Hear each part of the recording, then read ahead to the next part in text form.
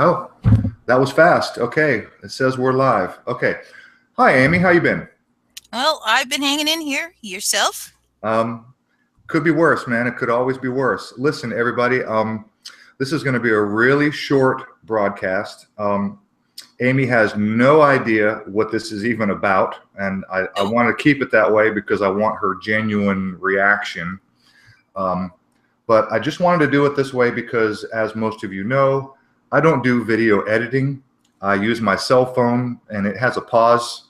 So if you see any cuts in any of my videos, it's just because I hit the pause function on my record on my cell phone, and I don't do editing. I don't have screencast, and I just thought that this would be the easiest way to get this done and have it uploaded without having to plug my phone in and pull stuff off my phone and then upload to YouTube. So anyway, that's that. That's why I'm doing it this way.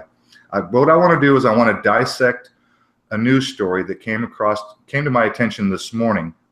I just got back from a short job, so now I'm home and I want to do this.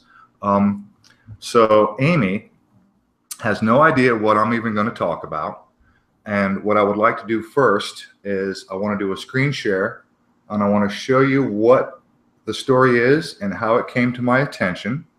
And then what I want to do is I want to dissect it in a way very differently from the person that originally brought this to my attention. And what I should do real quick is jump over to my channel, because I know that there's already people watching, and I will be doing a screen share, so I won't be able to really watch the chat very well. And give me just 2 seconds, and let me get over there and see if I can say hello to whoever is watching. And couple more seconds. Bear with me. Almost there. Almost there. I'm already there. I have to mute. Let me get over there and see if I can say hello to whoever is watching. Mute. Seconds. Bear with me. Come on. Blue Blood, Sons and Daughters of Liberty. Hi, guys. Shoot, 6 people watching already. Okay. Well, I'll tell you what. I'm just going to go ahead and pause that portion and say hello to people that are watching. 7, 8. Holy crap. Okay. Look, I really just wanted to do this as a way to upload this video quickly and efficiently. And this will be a short broadcast. So hello to everyone that's watching. And let's get started. So here we go. I am sharing, yes? Yep. Let me go ahead and highlight my icon so that I stay highlighted.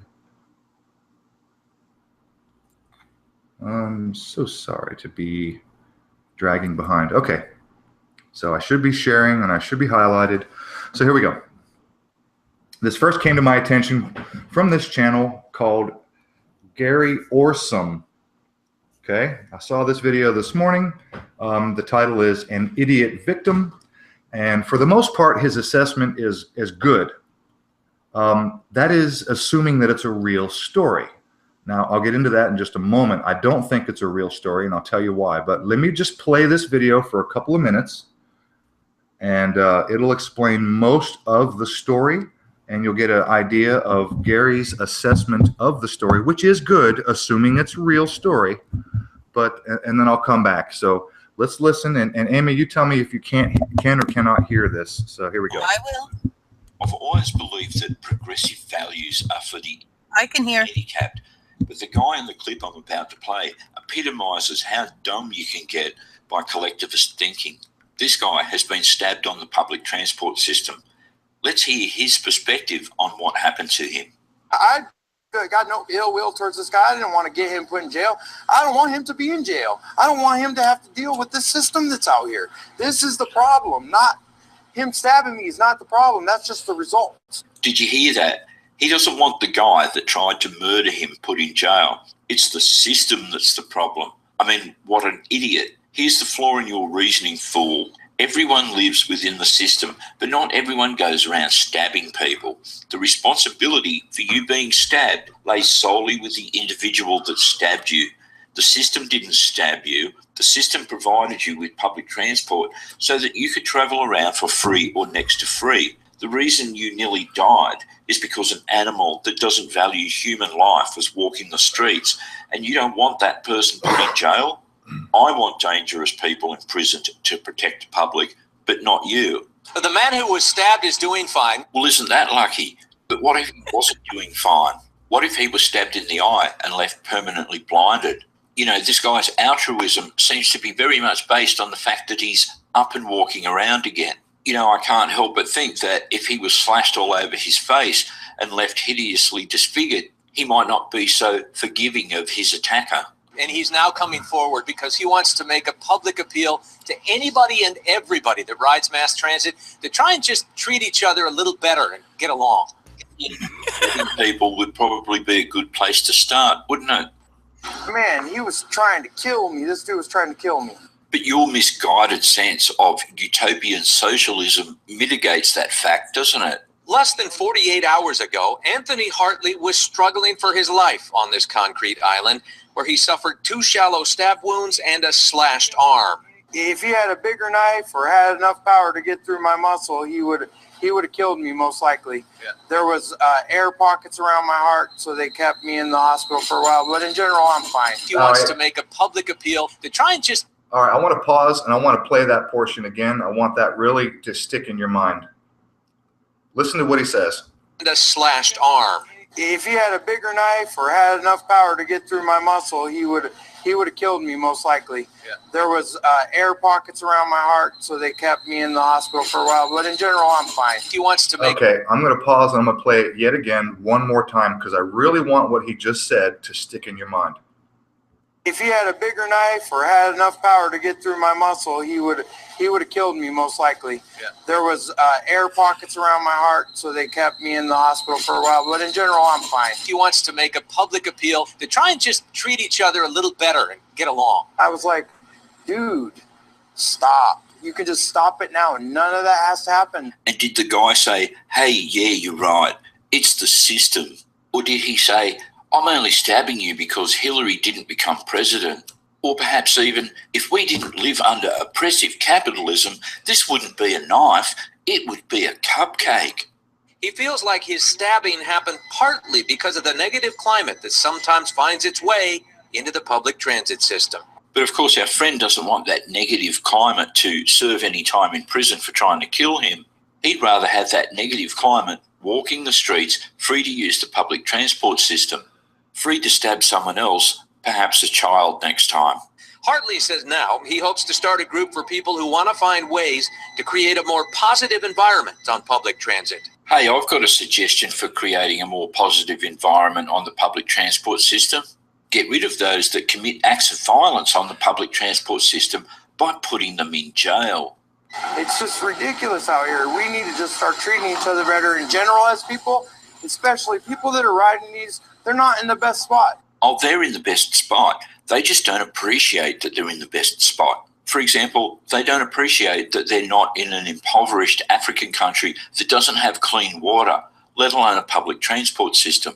Now, I'm sure this guy thinks that he's very noble for having such a developed sense of forgiveness. But what irks me about this clown is how he doesn't seem to have the first sense about the notion of personal responsibility. He assigns blame on society as a whole rather than where it rightfully belongs, on the individual that stabbed him. Anyway, fortunately, they got the prick that did it, Robert Golston. But of course, it's not like he was charged with attempted murder or anything. He was charged with second-degree assault and criminal mischief. Anyway, with a bit of luck, it'll be a long time before he's walking the streets again. And finally, to our friend that doesn't want his attacker put in prison, do you know, mate, how much society is going to miss people who go around stabbing people? Yeah, pretty much not at all. Okay. So there's the story. At this point, I assume you have the gist of what is happening with the story. Yep. Now, this guy, Gary Orsom, his assessment, in my opinion, is a good assessment, assuming that it is, in fact, a real story, which I doubt, and I'm going to explain why. I've already got my own doubts. Okay, well, I'll tell you what. Why don't you go first? Well, I'm sitting here thinking, okay, he couldn't get through the muscle, right? So how did these air pockets get around his heart? Thank you. Thank you. I'm glad someone's paying attention. I'm going, no, I can't see that working. You know, if he didn't get through, there should be no issue with the heart whatsoever. Anything else? Well, he just seemed a little too bouncy and happy for, and you know, 2 little Band-Aids, and he was in the hospital with. Oh, come now, no, it does not ring true. Okay. What have you got? Well, I've got actually kind of a lot. Virtually everything the man said seems utterly absurd on its face. Yes. And then when you go and you look up the article itself is not only absurd on its face, but it's a little bit telling in a way, and I'll get to that in just a second. But like you said, how does air pockets develop around the heart when the man said himself that the assailant didn't have the power to penetrate his muscle?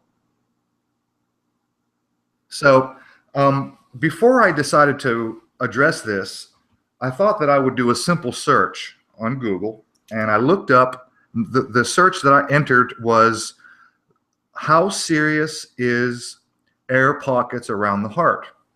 And I'm going to go ahead and do a screen share again so I can show you what I found. Oops, let me go back and make sure that I am highlighted. I'm still highlighted, okay. Yep, you're definitely sharing. Okay, well, after that simple search, I learned that the terminology for that condition is pneumopericardium. Can you see this? Yep. Pneumopericardium is a medical condition where air enters the pericardial cavity. This condition has been recognized in preterm neonates, which, for you who do not know, those are babies that are born before their term, in which it is associated with severe lung pathology after vigorous resuscitation or in the presence of assisted ventilation. Now, pardon me. So looking a little bit further, and I haven't even opened any of these, but there's enough information here. Pneumopericardium represents air within the pericardium, that's the sac around the heart, thus surrounding the heart. Etiology, underlying causes include positive pressure, ventilation, thoracic surgery, pericardial fluid drainage, blah, blah, blah. Look at the next one here. It's a medical condition where air enters the pericardial cavity. The condition has been recognized in preterm neonates in which associated with lung pathology, blah, blah, blah. Here's another one.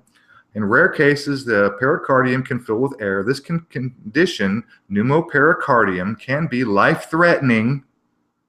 Okay.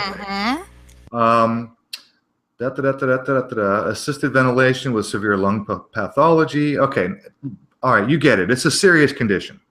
Yes. It's now, probably not something you're out of the hospital in 48 hours from. Thank you. Thank you. And walking around as if nothing's wrong except having a couple of Band-Aids slapped on your chest. Right. Now, I'm not a doctor. I only play one on the internet. So, yes. So I assume that this is a serious condition, and you're probably not going to get out of the hospital in 48 hours if that's the case. But the man said with his own words that had the knife been longer or the man had more power, right? The man if the man had more power, right? Okay. Here's the article. So I went and I looked, and here's the article. Stabbing victim blames negative climate on transit. Okay, so there's the guy. Here's the article. Okay, my first question is this. How is this a story? How does the news turn this into a story? People get stabbed and shot every day. All the time. 10 times, 100 times a day in this country. Yep. How is it that, number one, this is a story? And if it was a story, it should be that, okay, a guy was stabbed on the train. All right? That should be the story. Yep. But no, the news followed up and they found this guy on the street and they gave an interview on the street. Yeah, it's creepy. Now, it should be noted that this story is, in fact, a month old. This is published November 27th, 2017, right there. Okay. Mm-hmm. So it's a month-old story, but the man was in the hospital for 2 days. It happened on the 25th. So how does the news get the story 2 days later when the man was released from the hospital? Were they waiting around for him to get out of the hospital? You know what I mean? Okay. Yeah. Okay. Whatever. So let's move on here. Let's just read this article. And I want you to count the number of sentences. And first, I'll just scan quickly and show you that this is an extremely short article. There it is. That's the end right there. Okay? Boom, boom, boom. I mean, I think it's like 12 sentences in total. Okay? He says, a man who was stabbed after an argument on the Portland streetcar said that active violence isn't the problem, but the result of negative climate that sometimes finds its way on the public transit system. All right? Now, down here, and again, I want to remind you, this is only about maybe 12 sentences in total. Down here, it says, Hartley said he feels like the stabbing happened partly because the negative climate that finds its way on the public transit. So in this remarkably short article, they feel the need to repeat that twice. Actually, 3 times if you consider the headline. Okay? Are you still with me, Amy? Yeah, I'm sorry. I thought I was unmuted, and I guess I was muted. Okay. So if you read the article, you've heard the statement 3 times. In one reading, you've heard that statement 3 times. Okay? Yeah. Continuing on, a man who was stabbed after an argument on Portland streetcar said the act of violence, okay, I already read that. Quote, I've got no ill will towards the guy. I didn't want him to go to jail. I don't want him to be in jail. I don't want him to have to deal with the system that's out there, Anthony Hartley said. And by the way, at this point, I should note that his name is Anthony Hartley.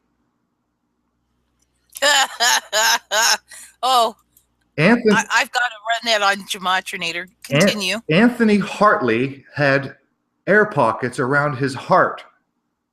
Is anyone getting a fucking clue yet? Quote, this is the problem. Him stabbing me is not the problem. That's just the result. Thank you, Anthony Hartley.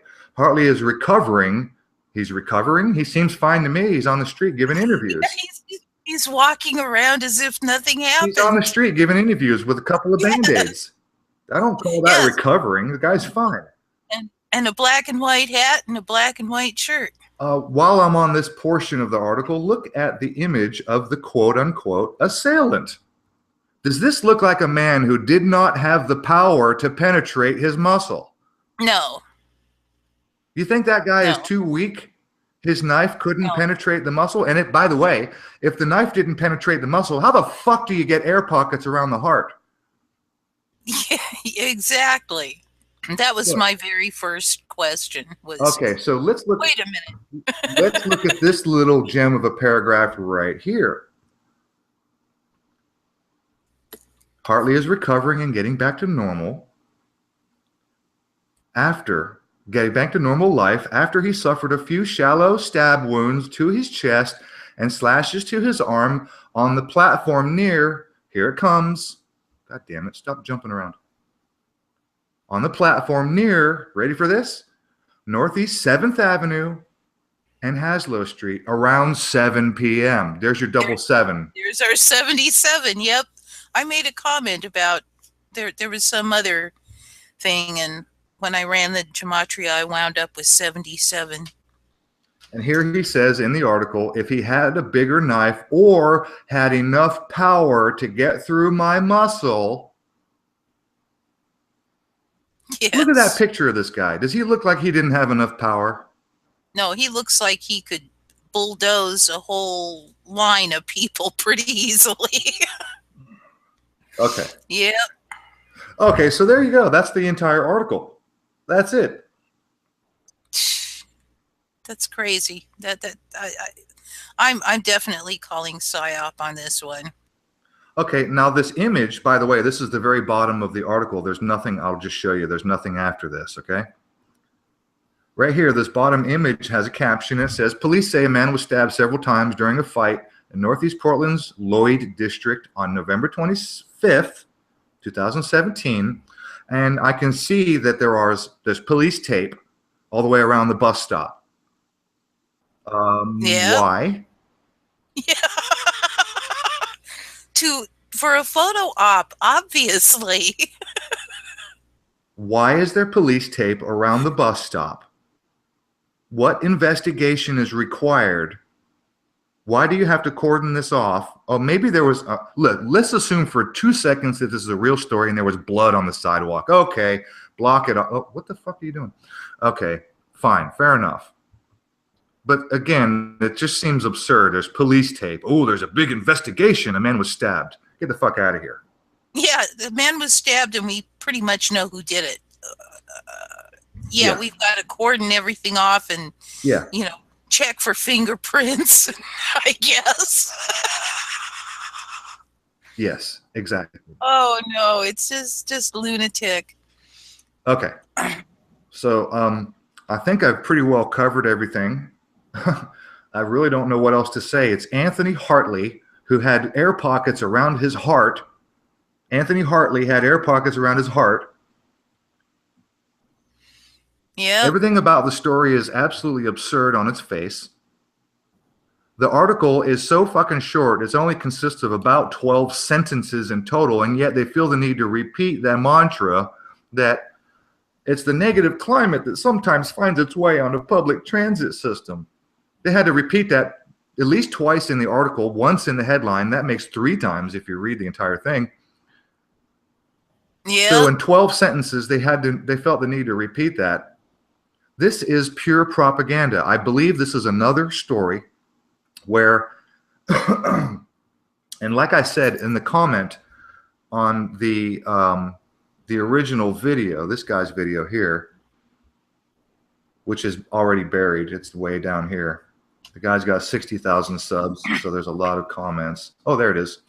So my comment was, I'm seeing BS propaganda story, air pockets around his heart, and he's walking the streets in less than 48 hours. That I seriously doubt would even be reality. How did air pockets around his heart even happen when the man just said the knife didn't penetrate his muscle? And my final sentence is, hoax events come in all sizes. Big and small. So literally within minutes, this guy comes at me and he says, so which bit do you believe? I'm guessing he was referring to the cut on his arm. I have no explanation for why he's guessing that, because nobody was even talking about the cut on his arm. Not me, not the article. He says, you're making a lot of assumption about what happened. Well, actually, no, I made one assumption, and that the stabbing didn't even happen. That's the only assumption that I made. Yep.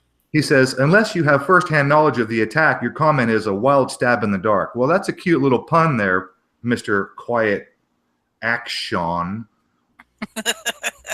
But there is the rest of my comment to him, if anybody wants to read that. I went and found the article, and everything in my comment is what I've already said. So I just wanted to literally cover this because I didn't want to use my phone and then download and then upload and all that shit. I just wanted to get this out there because I want to help people learn how to interpret the news. That's why I titled this the way I titled it. Yeah. How to interpret the news. Let me see. When you see a 33, there's a big red flag. When you see a 77, that's a big red flag. Now, speaking of numbers, what did you, Gematrinator? Okay. What's the name? Gematrinator.com, and it's Anthony.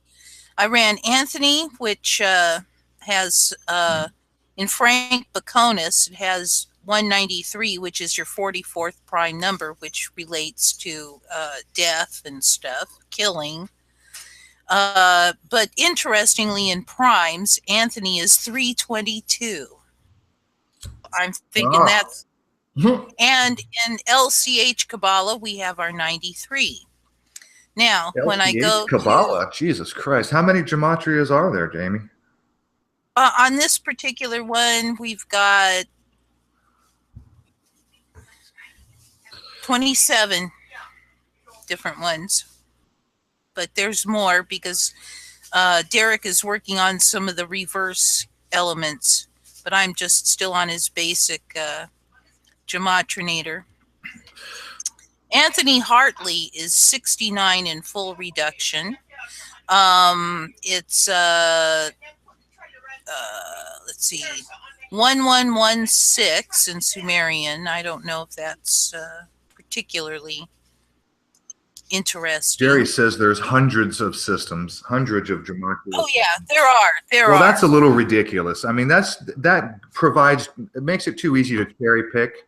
But that's why I only use this set, and there's really only certain ones let's use like primes, trigonals, and squares seem to be significant. Primes, trigonals, Jesus Christ. Let's use the one that really matters, the ones that we know where numerology is a factor. Let's use the Hebrew or the Jewish gematria. What does it have to say?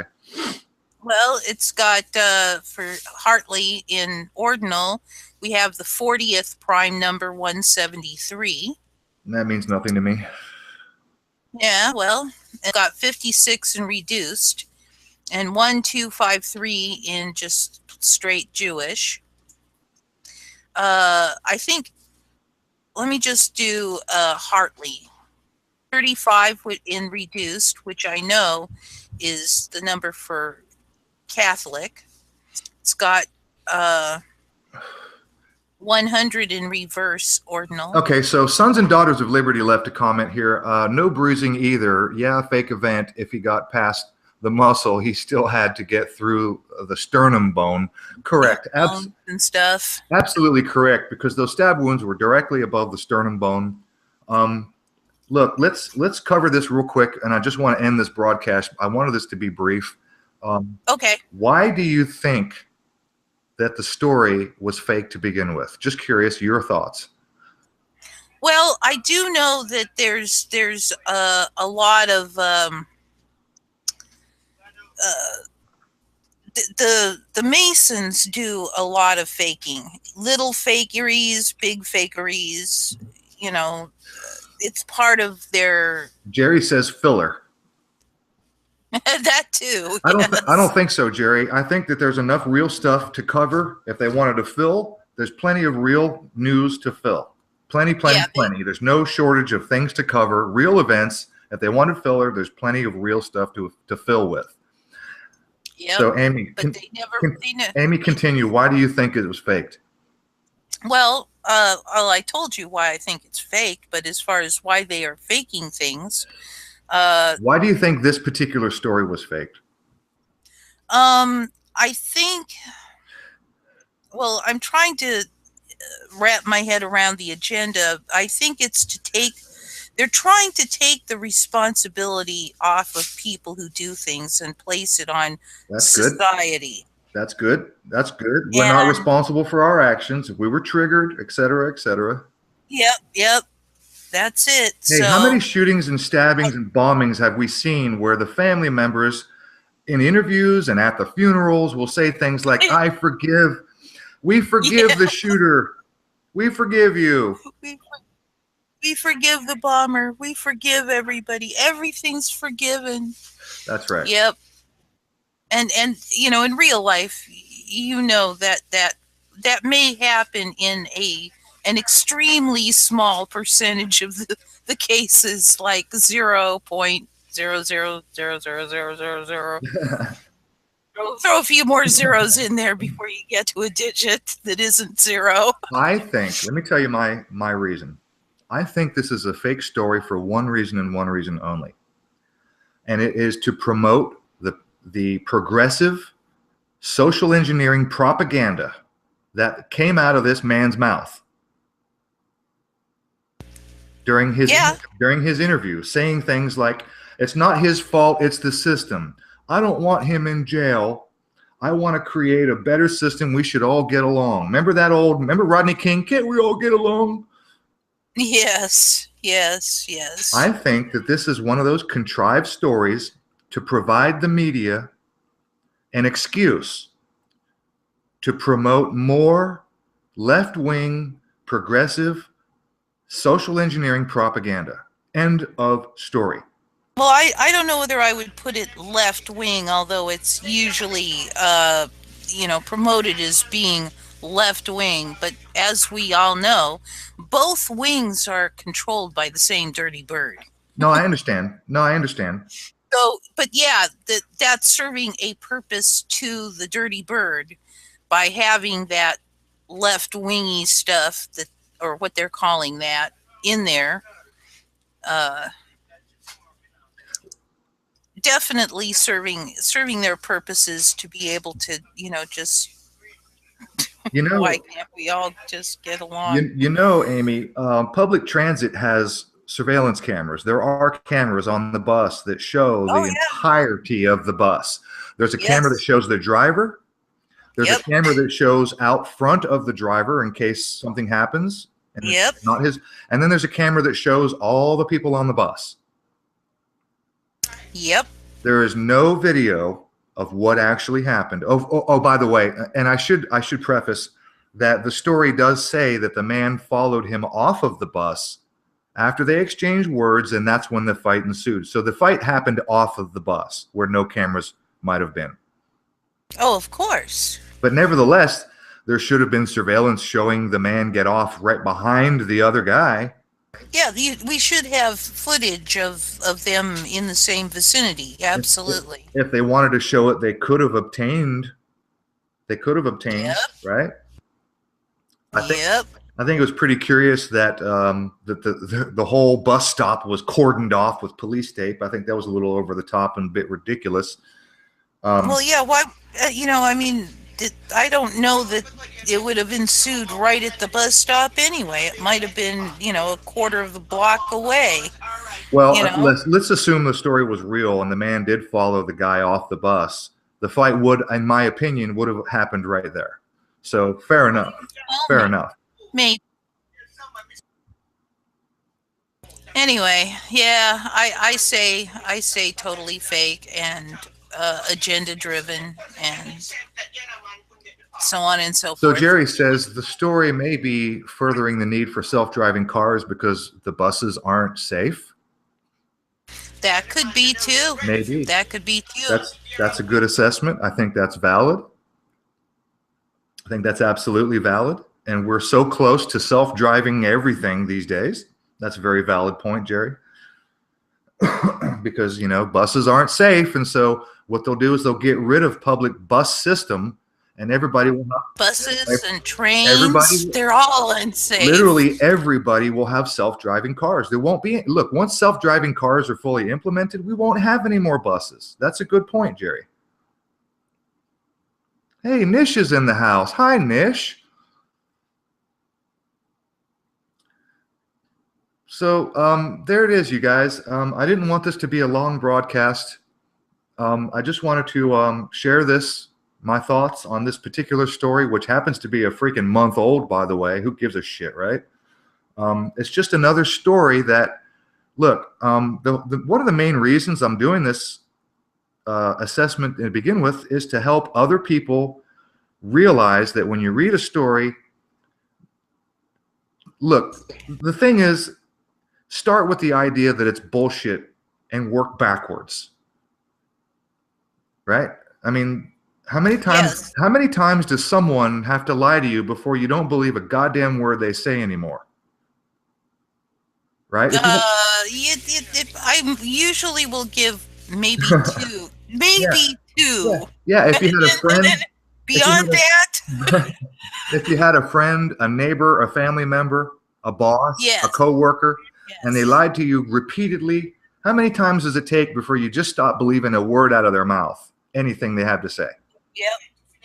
So at this point, and look, I've covered this before on the show. You remember the story I told you guys about the 5-year-old kid who saved grandpa from a hot car? Yeah. It's just like it's one of those filler stories. It was one of those feel good. The little 5-year-old boy was heralded as a fucking hero because he saved his own grandfather from a hot car because the door locks, the automatic electronic door locks wouldn't open. It was just one of those bogus stories. And I immediately thought to myself, who the fuck called the news? And second question is, who at the news station answered the phone and says, hey guys, this is a hot story. Get down there and cover this. Yeah, really? So it's like, look, even small stories. The comment I left on that video was, hoaxes come in all sizes. Hoaxes come in all sizes, people. Yes, the they do. news is not there to inform you. It is there to form your opinion. This story is another in a long, long line of fake, small fake news stories so that they can then follow up with their fucking propaganda, their social engineering.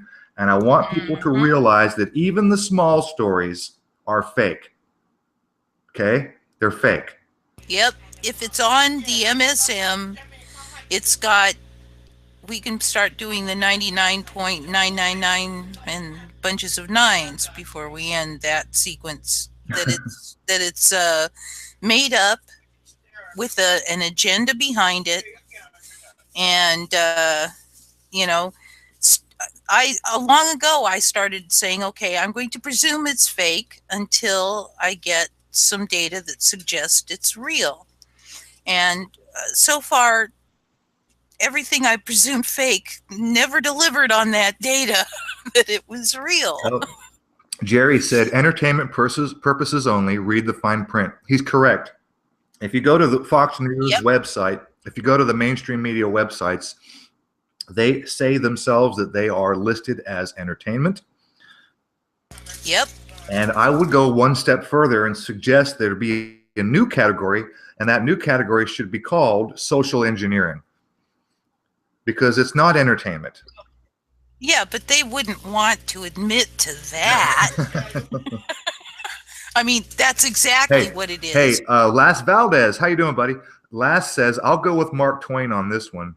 And I think I know what he's suggesting. And I didn't, if he left a previous comment, I don't know. But I'll just say this. I know that there's a Mark Twain quote, and it goes like this. He who reads the newspaper, excuse me, he who does not read the newspaper is uninformed, and he who reads the newspaper is misinformed. So good on you, Laz. Absolutely. Mark Twain. Great quote. Great quote. So there you go, guys. I just wanted, like I said, I wanted this to be short, and I wanted it to be easy on me so I didn't have to use my cell phone. And so there it is. I'm glad you guys joined in. 17, 18 people already. I think I'm going to go ahead and close this out because this is really all I wanted to cover. All righty. Well, love to all of you who came by. Jerry says, check out the results of the lawsuits in Deflategate. Oh, my God. You talking about the fucking football Deflategate?